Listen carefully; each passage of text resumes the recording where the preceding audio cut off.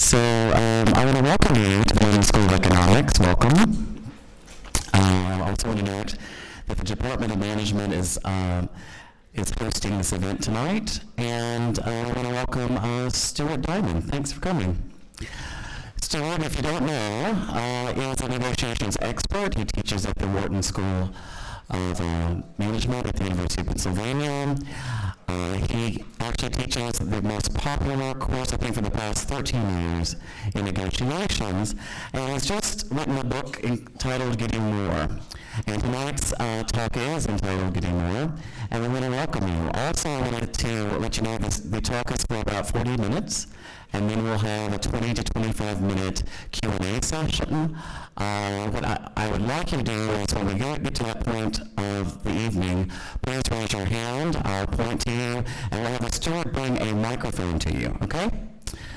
And afterwards, there will be a book signing, and I'll ask you to please let Professor Diamond leave the lecture before we all leave, okay? So thanks so much, and I look forward to the presentation. Thank you.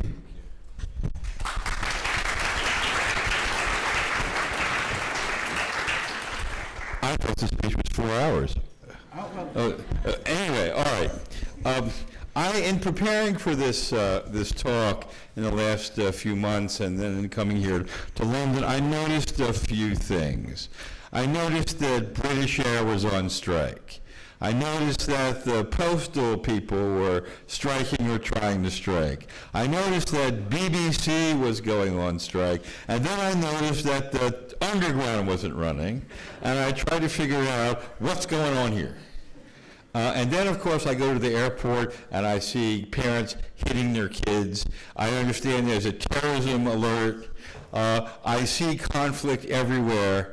And I'm trying to figure out what it is that's going on, that we live in a dysfunctional world, that conflict seems to rule our day, that the order of business is let's fight them, let's be as tough as possible. And it occurred to me in teaching in the last 20 years, little by little, that most of the reason why we have these conflicts is that most of the instructions given to people throughout their lives about negotiation are wrong. That they learn to win or to win-win. They learn to have power or leverage. They learn to explore their alternatives to agreement, and they don't learn the kind of things necessary to meet their goals. And so we live in a world in which people, by and large, do not meet their goals, whether it is settlements in the West Bank or whether it is people dealing with each other in school. So in the last 20 years, I've taught 30,000 people in 45 countries, from country presidents to administrative assistants and everything in between.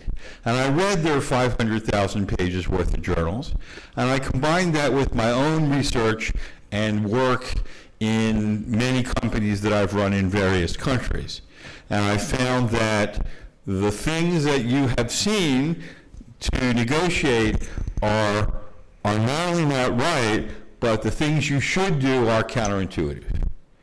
And so what I want to do tonight is I want to go over with you what's wrong with the way we deal with each other and what's right. And I did want to suggest to you that this is what happens when you do it right. I taught a course at Google. The next week somebody made $1 billion. The average MBA student I teach during the semester, and as you know, students don't have very much money, make or save $10,000. The average executive makes or saves $1 million. And it's not just in money, it's in all kinds of things in your life, which includes, I had 3 women in my class from India who would have their own arranged marriage in India using course tools with their parents' blessing and after the wedding invitations had been sent out. Dad paid for the wedding with the new guy. And also, 4-year-old, not the least of which, brushes teeth and goes to bed. And so these tools are designed to be used in any situation, from work to travel to conflict among nations, to kids, to your everyday life. And I want to explore the importance of the subject with you and how to use it right, beginning right now. So the first thing I wanted to mention to you is that negotiation is the basic process of human interaction. Every time you have an interaction with somebody else, there's negotiation going on. Conscious, unconscious, verbal, nonverbal. You can't get away from it. You can only do it well or badly. And so there's no such thing as avoiding negotiation. Avoiding negotiations means you stand on the sideline, they score goals all day long. Now that doesn't mean you have to give yourself over to actively negotiating in your lives, but it does mean that the more conscious you are of what goes on around you, the better interventions you can make. There's a maxim about the difference between expert and non-expert knowledge. A non-expert looks at a field and sees flat land.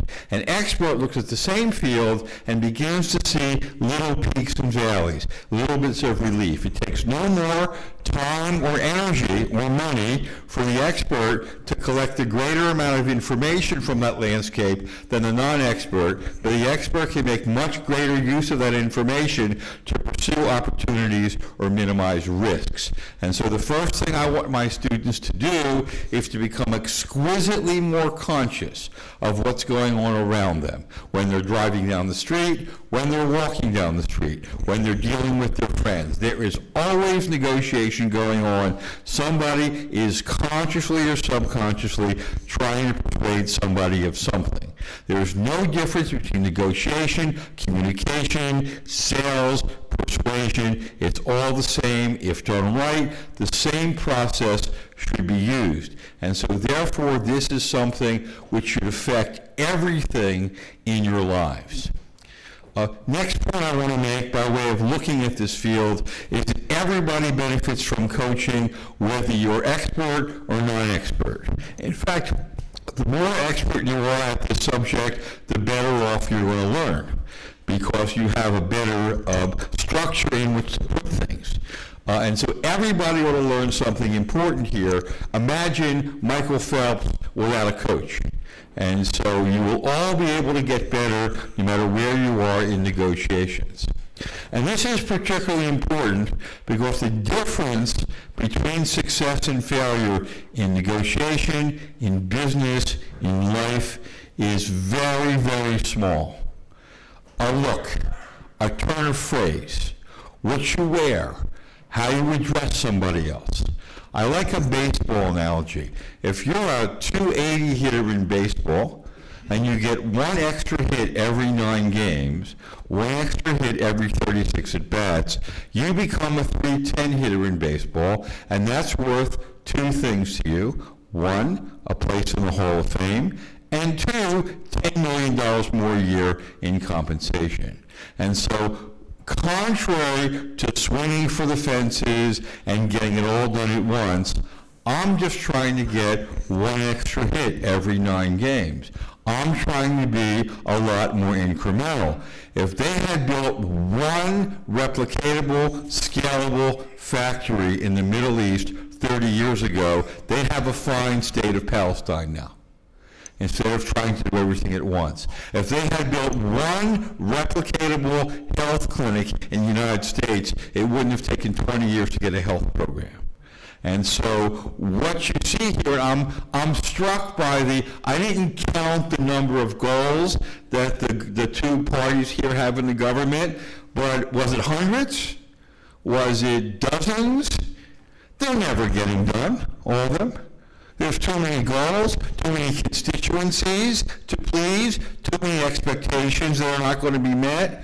Rather, I want to pick one thing or 2 things that are practical and implementable, and from there, I want to do one thing at a time, and that's one of the things that people do wrong. Very small changes. Most of these tools look like this to people because they are, in fact, invisible. Once you see them, you always see them, but before that, they're just not there at all. I also want to mention to you that effective negotiation starts from an attitude you have toward other people and the negotiations you do. If you think that you're going to get a war or a conflict in a negotiation, you will get one. And so that means that if the mayor of London and the people who struck on the underground view each other as enemies, they will fight each other forever. And if they have a different attitude, they won't. I want to tell you a little story. Some years ago, a colleague of mine went to try to settle an impending strike at General Electric, with the Teamsters, which are burly truck drivers. And he went to see them, and he said, "I just want to ask you one question.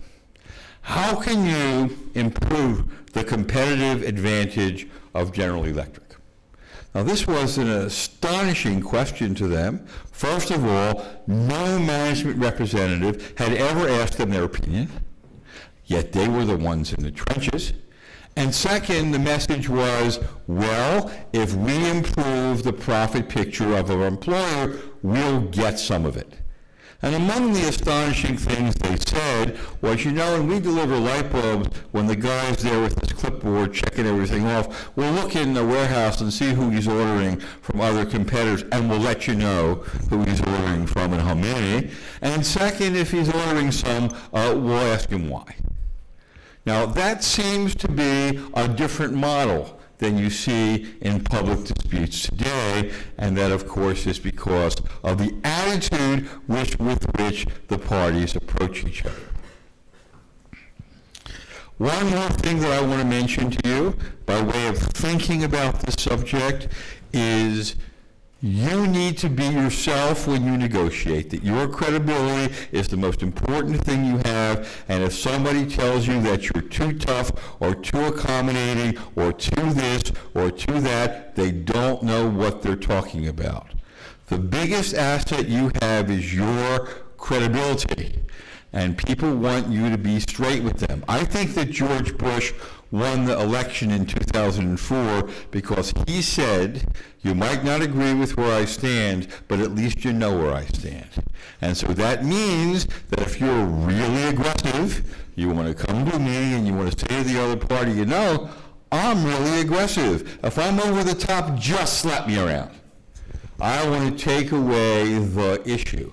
That if I'm really accommodating, I want to say to the other party, I tend to give away the store when I negotiate, and so I'll probably give away too much in this negotiation, and I often have to renege later. If this gets out of hand to me, would you let me know?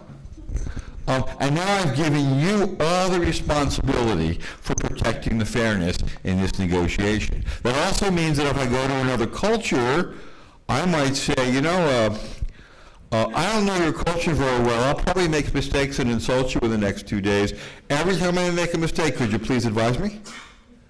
I've turned every instance of potential conflict into an instance of collaboration in which you are my advisor.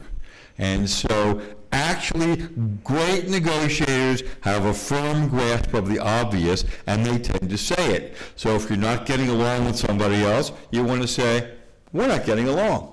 How come? If somebody asks you a personal question, or how much do you have to spend if you go buy a car, you might want to say, I don't feel like I want to tell you right now. And what that does is it adds to your credibility and it makes you more effective at negotiating. This is a learned skill. Anybody can become a great negotiator, and this is one of the quotes from one of my former students. So I have in the book Getting More 12 strategies that are invisible, taken as a group and individually, to those who don't know them. And I want to go through them, at least the first few, one by one, and show you what's wrong with the way people do things and how to do it differently.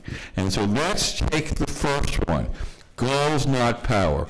What you learn when you're growing up is you need to use leverage against other people. You need to get an advantage over them so they'll do what you want. You need to have more power. You need to have sanctions if they don't do what you want. And that's how people often negotiate, whether it's with career or whether it is the people you deal with in business. And I have found over the years, through thousands and thousands of iterations, that that's simply wrong. Let's think about this. When somebody tries to exert power over you, what happens? The first thing that happens is you try to fight back. If you're an employee, there's malicious obedience. If you're in the Middle East, there are suicide bombers. If you're a kid, you're kicking and screaming on the floor. People hate it when other people try to exert power over them. It doesn't work. How are we doing with North Korea and Cuba? We're doing what I call the Alamo strategy is. You know what the Alamo strategy is? You know what the Alamo? They fought to the last man standing. That's what people do. They fight to the last man standing. And so if you want to exert power over them, assume you've got to kill them all. And you've got to fight them to the last man standing. And it's not very effective. In addition to that, people who overuse their power are often thought of as extreme, and people come after them. And so therefore, power is overrated and overstated as a negotiation tool. Rather, I want to think about what my goals are. I don't care who has more power. You can be right, you can have more power. What I want to know is, how do I meet my goals? What do I want at the end of the process that I don't have now? And that's a much better way of thinking about negotiation. And that also means that the advice, look at your alternatives to agreement. The best alternative to a negotiated agreement. If you think it's a good idea when you're dealing with somebody else to think about your alternatives to agreement and invoke them, next time you go out on a date or with your significant other, in the middle of dinner, pull out your little black book and you say, if this doesn't work out, I got these alternatives to agreement. See what happens. People don't like that. They don't like it if you pursue alternatives to agreement. And so what I want to do is I want to find somebody that I think I can negotiate with successfully. I want to take it as far as I can. And this raises a couple of really interesting points about the difference between competition and collaboration. Studies show that people who are collaborative with their enemies, with others, get 4 times as much as people who are not. That means they get twice as many deals, and the deals they get are worth twice as much, which means to say that you can still get an agreement between BA flight attendants and BA management, but it's not going to be very good. And it's not going to be very good over the long term, because people who don't collaborate with each other don't find a way to expand the pie, to have a relationship, and to make this in a way where we can get more tomorrow than today. There's even a stronger way to look at this. This is, of course, the London School of Economics.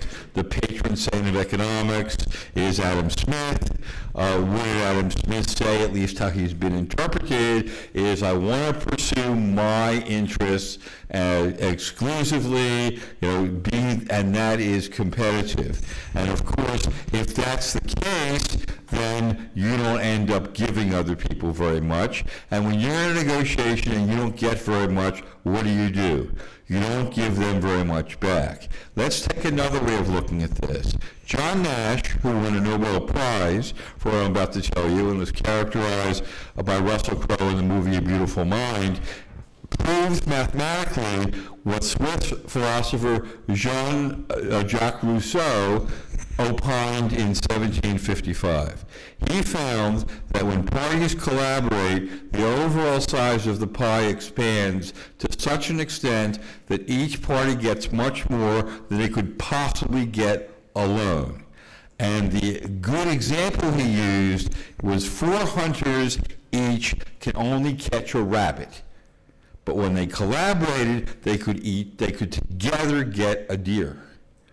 And that is the difference between collaboration and the way you see most of the world acting.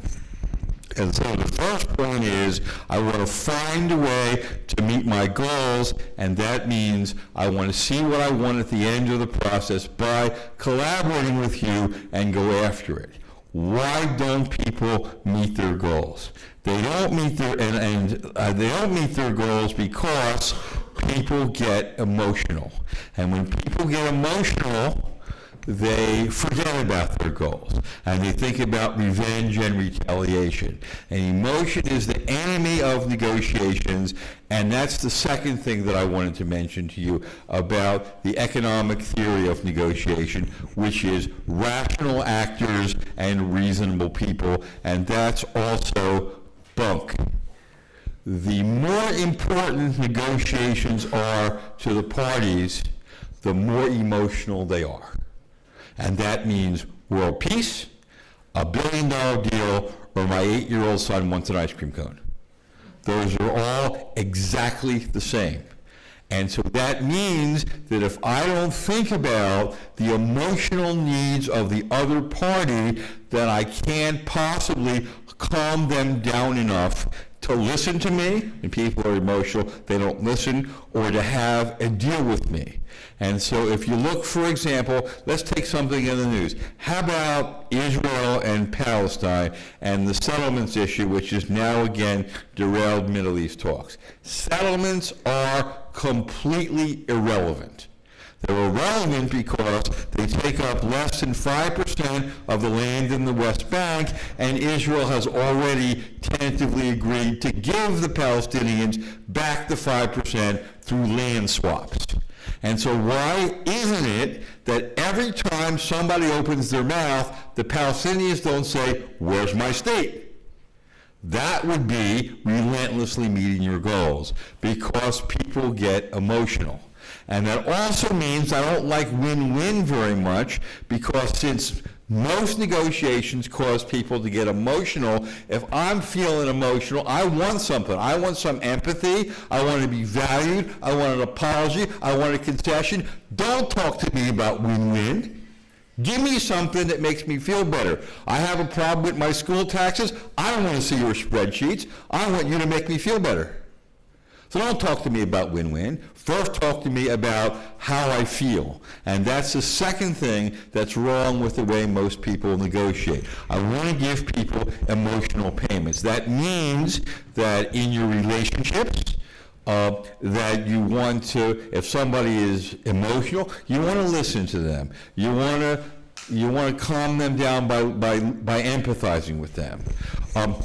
I told my class at Wharton that I tell my wife that she's right even when she's wrong, to preserve marital harmony. And then I thought, well, that's not fair. I ought to tell my wife I said this to the class. So I went home and I said to my wife, you know, I told the class today that I tell you that you're right even when you're wrong to preserve marital harmony. And you know what she said? That'll work. The notion of people wanting to get some feeling that they're valued is a key driver in negotiations. But what do people do in strikes in various parts of the world? They blame each other. And when you blame somebody, they fight back. I was in Korea recently, and I had dinner with the president of Samsung, who was the trade minister who negotiated the trade agreement with the U.S., and I was involved in government there still. And I said, so, you got this argument over this boat with North Korea. What's the logical extreme? What's going to happen eventually? You're going to keep at it and keep at it and keep at it, and eventually somebody is going to blow somebody else up. So is that not where we're headed with conflict? After the atomic bomb was dropped on Hiroshima, Albert Einstein said, there is no secret and there is no defense. And so all this stuff that we're going through here about protecting the world from nuclear energy through blaming and force, it's not going to work. We're all headed to the same conclusion. After Israel bombed the Iraqi reactor 30 years ago, I was a young journalist, and I called up everybody I could find who worked on the Manhattan Project to build the atomic bomb. They were all in their 80s at the time, and I said, so what technology and structures exist to protect the spread of nuclear weapons? And almost if they were all in the same room, they said to me, wrong question. You want to protect the spread against the spread of nuclear weapons, feed people, clothe them, educate them, give them medical care. And that answer is the same today as it was 30 years ago. And so that is really key to be thinking about in terms of how do you persuade people. You have to actually give them something to get something back. And so that is key to getting what you want. Life is about quid pro quo, whether it's a relationship or a company or a country. And the more you trade things with people and the more you give them, the more you get back. If you're not sure about the trust situation, you do it incrementally. But what I want to do is to try to meet other people's needs. With my 8-year-old son, what we do is we know that he doesn't have a lot of power, and kids don't like the fact that adults can boss them around. And so we say, Alexander, why don't you pick all the restaurants that we go out with from now on, if we can stand the restaurants. We're not going to McDonald's every day, but pick the restaurants. He likes to pick the restaurants. We give him a choice of toothpaste. We give him a choice of everything we can possibly give him. Of course, later, when we ask him to do something, and he doesn't want to do it, we say, didn't you have a lot of choices before? Don't we get to pick sometimes? And he's okay with that. And a lot of parents say, well, I don't want to just be bribing my kids. I don't want to have to trade them. Well, you know what? I deal with the world as it is, not the world you might hypothesize around. And so if I tell my kid, I want you to listen to me unquestionably, no matter what I say, I don't want a kid with that lack of critical thinking. I want my kid to evaluate the trays in front of him and to make choices that are useful for him.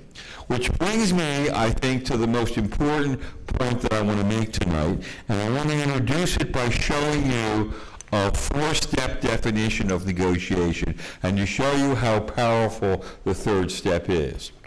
The first step is the process of getting other people to do what you will them to do. And as I mentioned to you, violence and force generally doesn't work. It causes retaliation, and when it does work, it's very, very expensive, and it's not self-enforcing.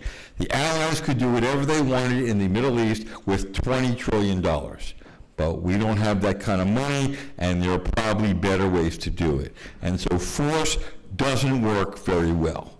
The second thing is, okay, how about to get them to think what you want them to think? And that's interest-based negotiation. That's better. Almost everybody stops there, but as I mentioned to you, it doesn't really capture the essence of what goes on in negotiations, is that people get emotional, and you have to be able to deal with that. So now I want to show you where the action really is in negotiations, and if you remember nothing else from tonight, I'm hoping you will take this with you.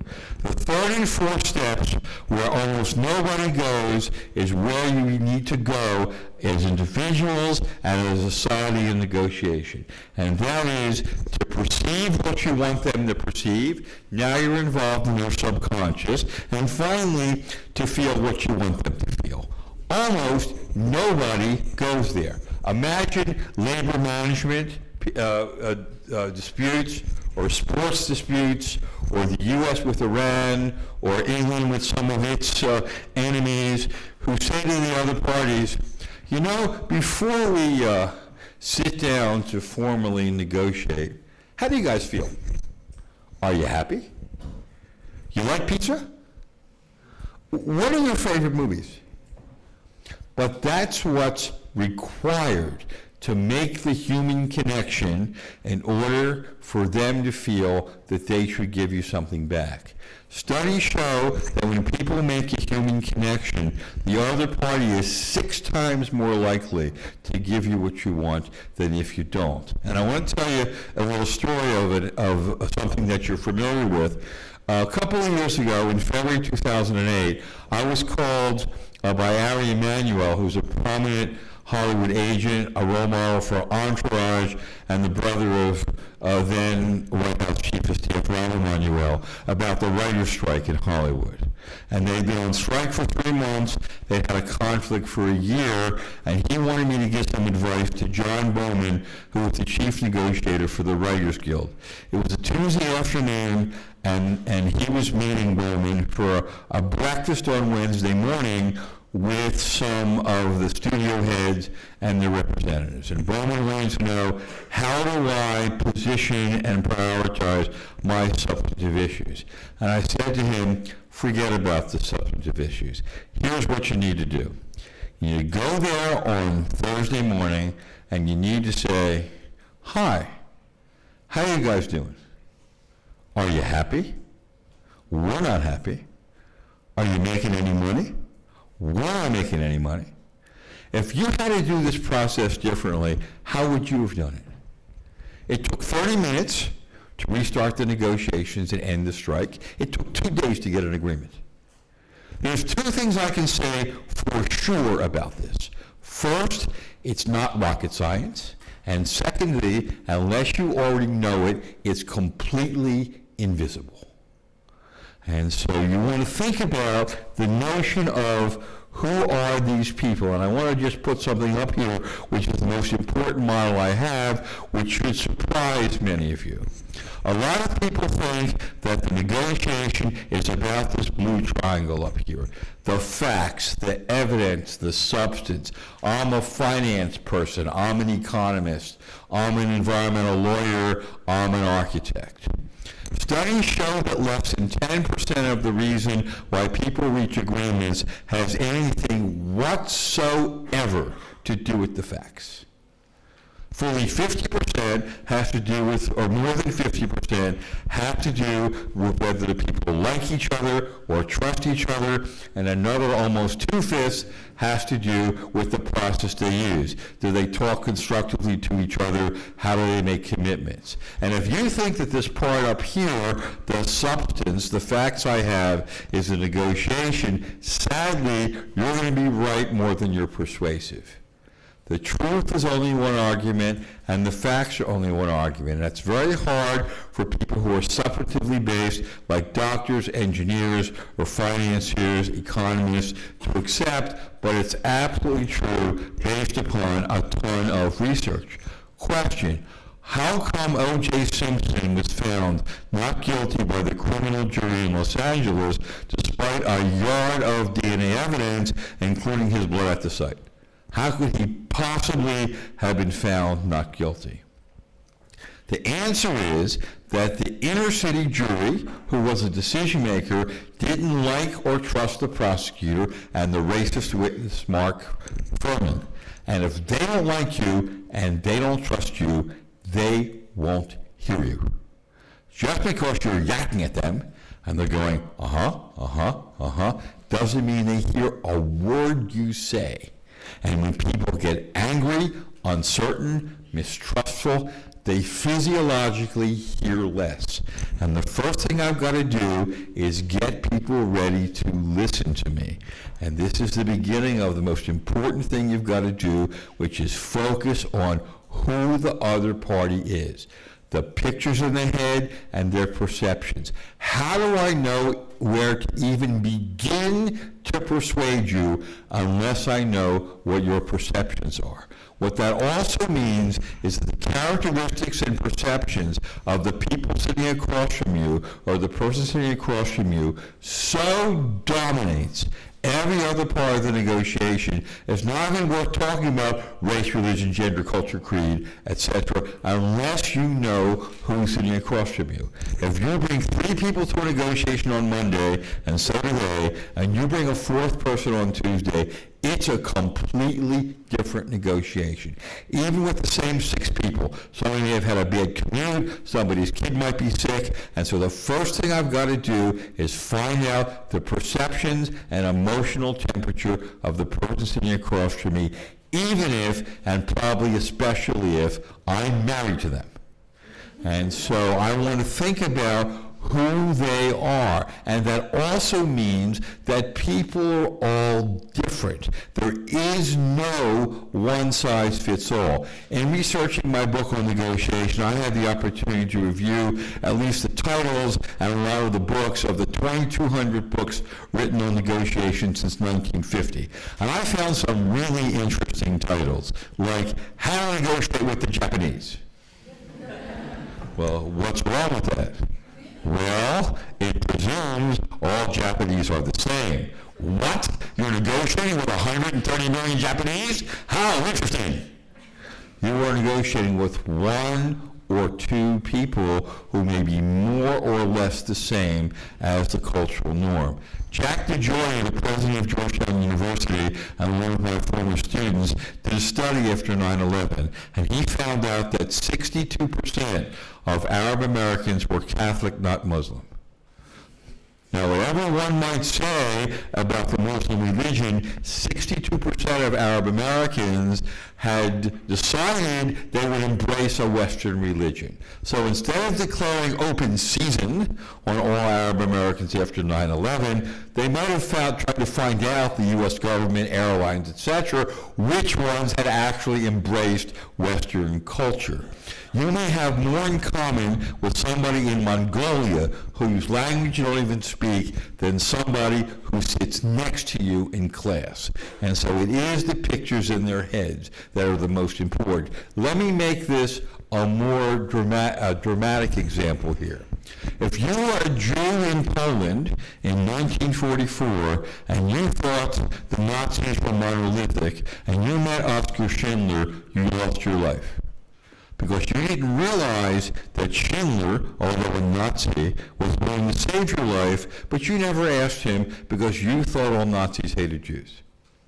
What a source of competitive advantage it is to know who's really the same and who's really different. And you can't so much tell anymore by external trappings. And so to say we have the unions over here and the management over there is not a true statement that will get you anywhere in negotiations, because we have a bunch of people over here with a cultural average and a bunch of people over here with a cultural average, but we got some people on each side who are similar enough to begin a worthwhile negotiation by figuring out the pictures in their heads and to meet each other's needs. And a big mistake that people have made since you were young, since I was young, and for the last million years, is to assume all groups are monolithic and the same.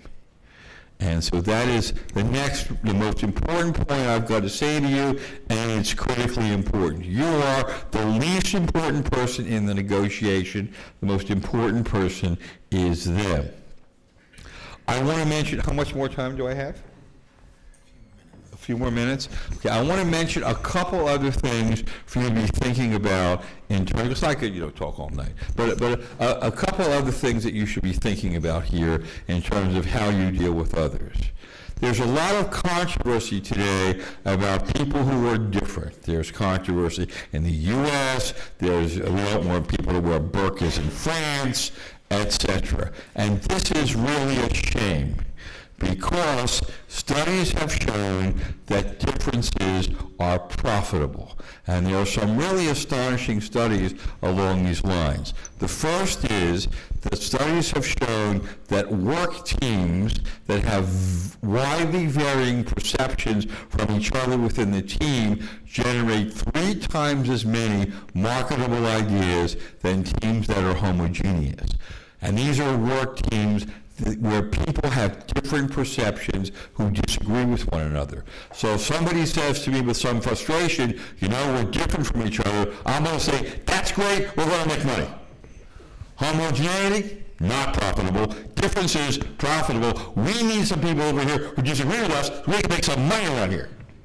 That's study number 1. Study number 2, more dramatic, done in the U.S., found that the introduction of diversity to a city, that for each 10% of diversity that's introduced, net income of the population goes up 15%.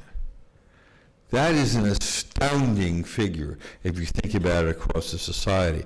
It is no magic that Silicon Valley formed outside of San Francisco. San Francisco is the most diverse city in the United States. I've not yet heard anybody make the argument that gay marriage is profitable, but I bet you that it is. And so I want to think about valuing people who are different and different perceptions from me, finding out those perceptions and dealing with them. I want to mention just 1 or 2 other things. The rest are in the book, but I want to talk for a moment about communication.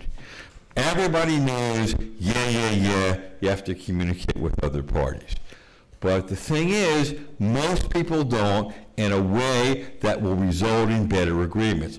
What's a good example? Negotiations aren't going well, somebody walks out. Whether it's a marriage, a relationship, or a business deal, or a political deal. What is the message when somebody walks out of a negotiation? It is, I don't even value you enough to give you the time of day. And so you turn a bad situation into a worse situation. Because the alternative is no deal, litigation, or war. And so I want to be in there pitching and finding out how we can make this deal better, which means that the best negotiators are dispassionate and continue to ask for information. The right answer to the statement by somebody else is, I hate you, I'm going to destroy you, you're no good, is, tell me more. Because that gets you the information necessary to persuade them of where you want them to go. And across billions of conversations, that makes the world a better place. So I want to just show you 1 or 2 other slides, and then we'll open up to questions. This, of course, is just a taste. But one of the things I want to show you is I put this up on the board and I ask people to write down what they see in 2 words or less, and I get hundreds of answers. What does that mean? It means what you perceive may not necessarily be what they perceive. And the negotiation field has changed from a law course to an economics course to a psychology course. And the pictures in their heads are much more important, which means that there's something called fundamental attribution error. It means that you think everybody else reacts just like you do.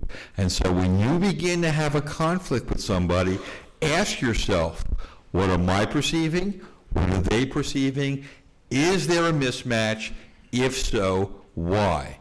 And you will see a tremendous and surprising difference in how people perceive the same things. I also want to show you 1 other slide for you to think about, and that is this. Here is my course summed up in 3 questions. 1, where I want at the end of the process I don't have now. 2, who are these other people? And 3, given the first 2, What will it take to persuade them? What are their hot buttons? And their hot buttons might be anything they value in their lives, which is to say, if I'm dealing with a business situation, maybe I can help and give advice to somebody's son or daughter about getting into college. The CEO of a major company in Philadelphia once told me that the most important thing he ever did for his major business client in its 1-year business relationship was to pick up the client CEO's mother-in-law at the Philadelphia airport one Saturday night. And so I'm going to look for other people's hot buttons as broadly as I can. And finally, I want to just put this up there. It's the last one here, which is, let's see if I can find it. Here we go. And that is to make a list. There's a lot of tools here. There's a lot of tools in the book.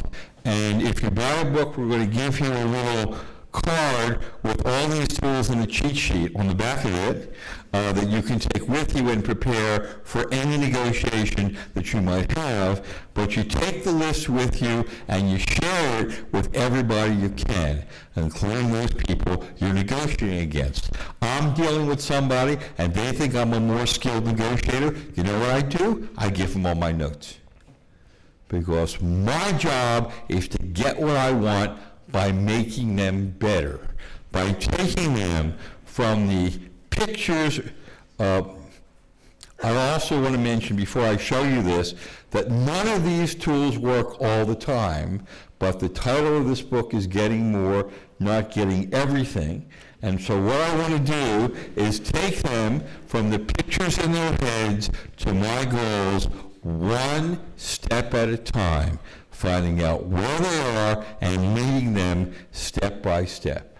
And so that's my little presentation for tonight, and you'll find that all of you will get more if you start now and you start doing these things that I've suggested to you. Thank you very much.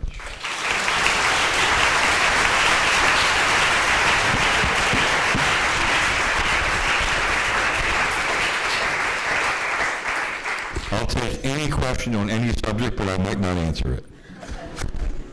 Great, thank you so much. What I'll do is I'll open the floor up and I will point to those who are raising their hands, and then the stewards will come by with the mic right here in the front. Good evening. Very interesting. I was a student here in 1996. I'm a lawyer. I've been a lawyer for over 10 years.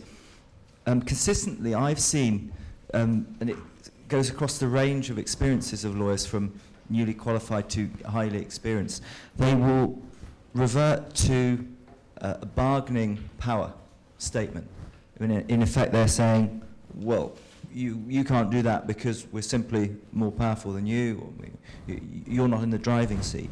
In your experience, given a negotiation can be about quite a few goals, how can you manage that, I suppose ideally from the point of view of the party that is the perceived weaker party?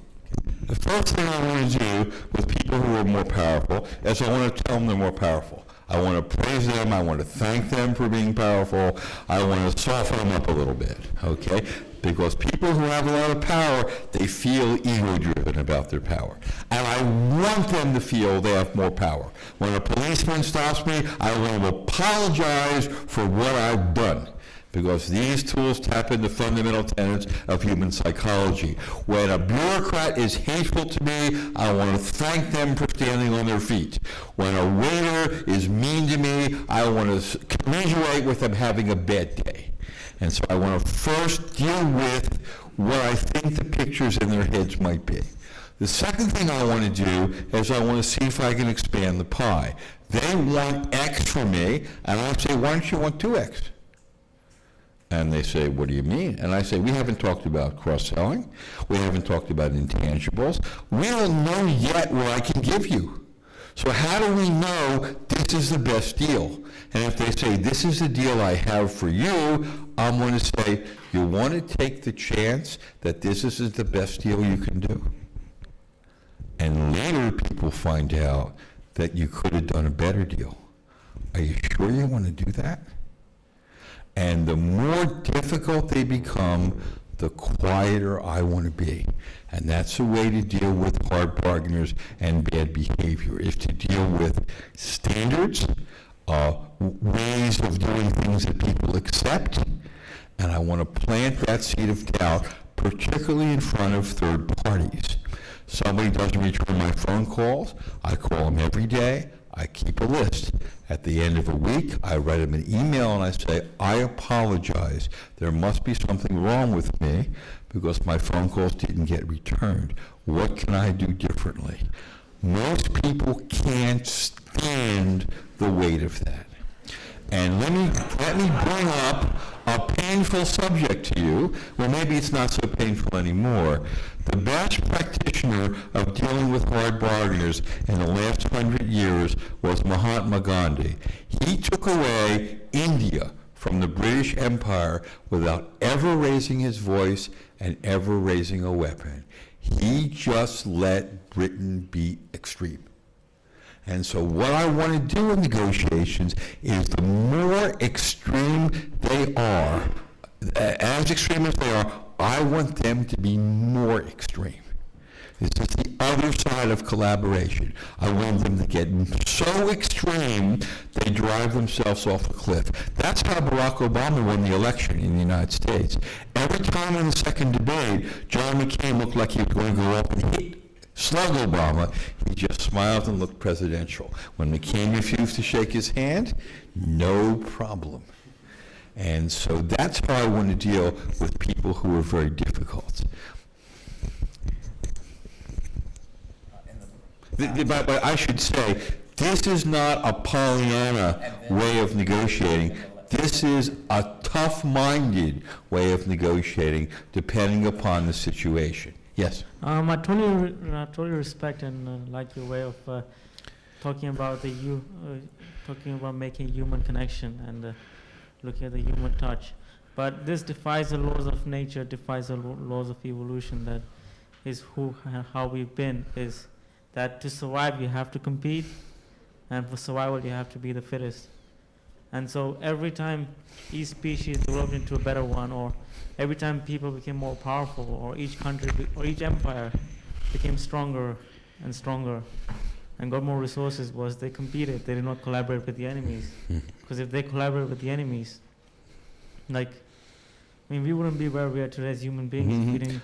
Okay, we wouldn't be where we are as human beings today because new technology was developed. And that was created by innovators who were different. If you want to have that way of looking at things, you should, but here's what's going to happen. You will go it alone, I will collaborate with every one of your competitors, and we will buy you out, and then we will retire you. That's what will happen. Let me tell you a little story, okay, to think about how you collaborate with your enemies. In Sri Lanka, there were the Tamil Tigers rebel group, and they were killing people and so forth. So what did the government do? Contrary to what many governments do, which is kill them, the government invited anybody who wanted to come back to the fold and gave them unconditional amnesty. The number 2 person came back from the Tamil Tigers, and a lot of other people came back and didn't have any punishment. 2 things happened from that. 1, the problem got smaller because there were few rebels. And 2nd, the people who came back, they told the government where the other guys were. And then the government went and got the other guys. Now, people think that Sri Lanka was a military victory, but it wasn't. It was a negotiated settlement. I'm not suggesting that you shouldn't kill the last group of extremists. What I'm suggesting is you've got to separate the moderates from the extremists. You've got to deal with the ones who will deal with you, and they will fight your battles for you, which means that the United States has no business in the Middle East and Afghanistan. It doesn't know the countryside, it doesn't know the culture. The people who should be killing Arab extremists are Arabs. The people who should be killing Jewish extremists are Jews. And that means in what you have mentioned is I want to find the people I can ally with, and the others I don't. And so I can, among those people who are, quote, my enemies, find enough people who are like me to expand my resources without simply assuming that if they belong to a different group, they're my enemy. And that's how I want to look at the situation.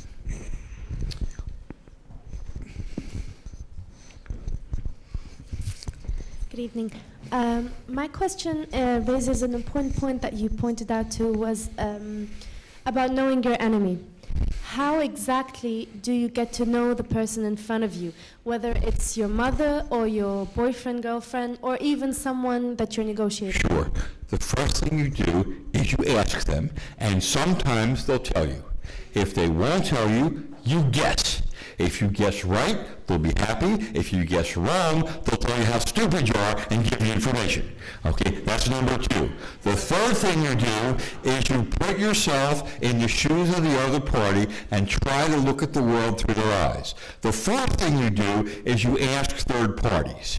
And all that stuff that you put together will begin to get you a window on who they are. You will find that people who are different from you, people who are even your enemies, will appreciate the fact that you try to understand them, even if you're wrong.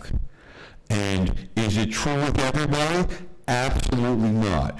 But if people begin to do this, the world will be so much better, we don't need to worry about the rest of that. We'll be a long time getting there. The back here. The lady in the blue, yes. Hi, one of those 12 strategies is be transparent. So how transparent are we talking about? Where do we draw the bottom line? Could you give us examples, please? Thank you. You release information and do things that bring you closer to your goals, and you don't release things that bring you farther from your goals. So, for example, I will not tell people my bottom line in a negotiation at the beginning of the negotiation, but at the end of the negotiation, if they want more than I can afford to pay, I'll tell them what I can pay.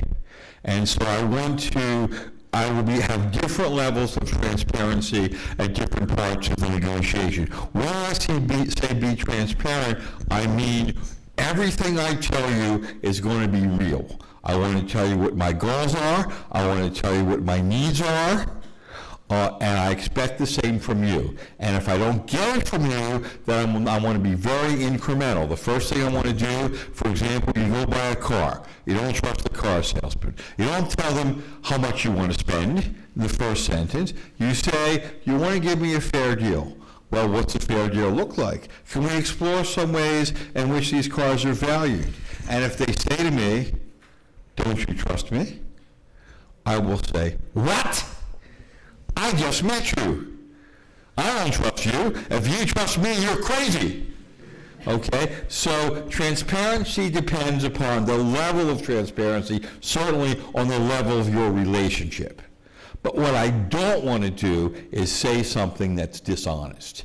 That's what I mean for, this is who I am, what you see is what you get. Transparency means, here's what I can tell you, here's what I can't tell you. Here's what I want, here's what I don't want. What do you think about that? And that is very, very credible in negotiations. Okay, we have one more question, or two more questions. This gentleman here. Yeah, given that you were saying that negotiation is essentially a form of communication, I was wondering if we could extrapolate that model and use it in other forms of communication. For example, like in a presentation, in a document, or even in a work of art. I mean, if that. Really what I'm getting at is whether you consider that you've used all your principles, your 12 invisible principles, during this presentation. Absolutely, I did. The first thing I tried to do is persuade you that it was worth considering these things. And the first thing I did is I said this was a popular course at a similar school, that a lot of people had taken the course. I asked you to look around at the world and see if you're happy. All of those things try to get you in the mood to maybe consider what I was saying. So was your emotional payment to me showing me your notes? Well, if you want to see my notes, you can have my notes and anything that I have to show you, except the book you have to pay for. That's your emotional pain to me. I was getting to that.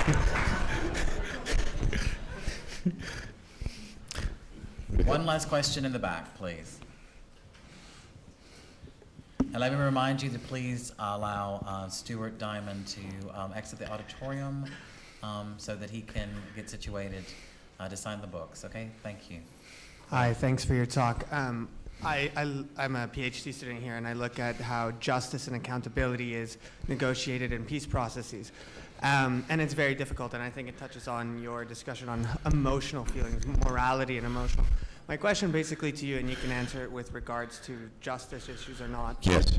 is whether everything is negotiable, and even morality itself and the basis of human rights, for example, is something that we can negotiate, or if that itself is wrong. All right, that's a really good question, and of course, it's situational. It depends upon the situation. Clearly, everything is not negotiable to me. The life of my child is not negotiable.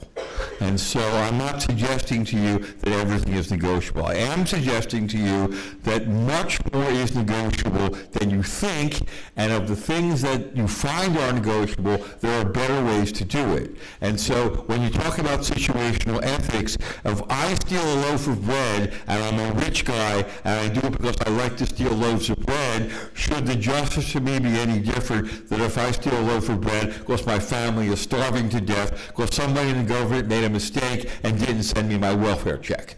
Okay, so it can't be so clear as that.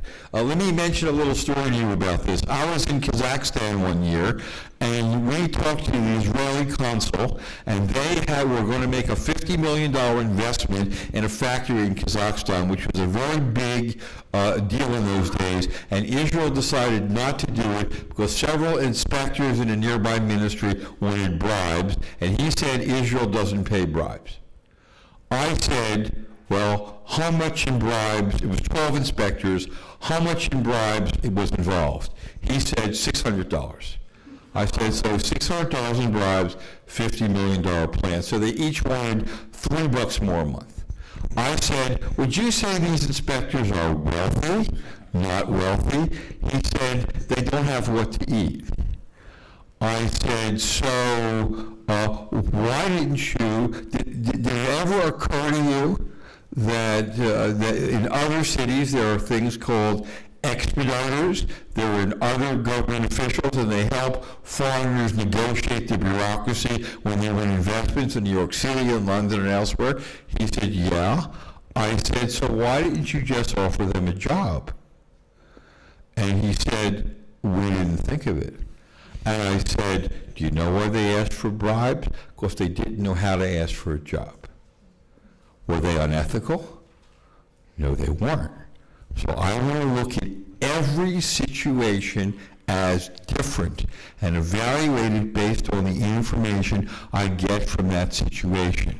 And that's something that the world doesn't do.